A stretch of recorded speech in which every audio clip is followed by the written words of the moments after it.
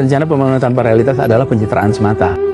Rencana pembangunan yang tidak berpijak pada realitas sosial ekonomi daerah adalah wujud nyata dari kegagalan kepemimpinan dalam membaca kebutuhan rakyat. Bagaimana mungkin pembangunan bisa dianggap maju jika yang dibangun justru tidak menyentuh denyut nadi masyarakat?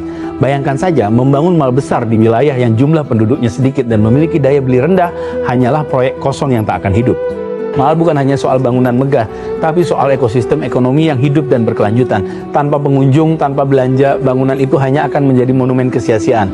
Lebih parah lagi ketika pemerintah daerah mendorong pembangunan sekolah swasta bermutu tinggi dengan biaya mahal di daerah yang warganya mayoritas masih berjuang memenuhi kebutuhan sehari-hari, yang masih berjuang untuk mendapat tanah, yang masih berjuang untuk mendapat rumah yang layak. Lalu dibangun pula rumah sakit swasta mewah, padahal rumah sakit serupa sudah ada dan belum sepenuhnya optimal.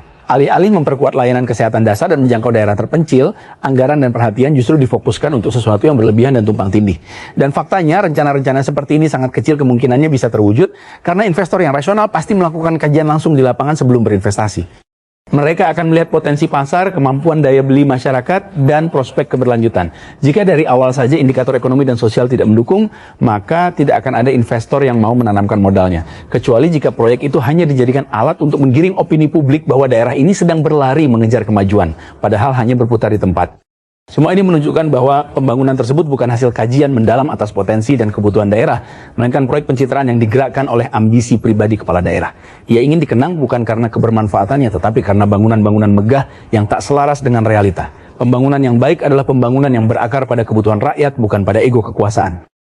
Jika rencana tak berdasarkan data, kajian, dan konteks sosial, maka yang dibangun bukan kemajuan, melainkan kehampaan.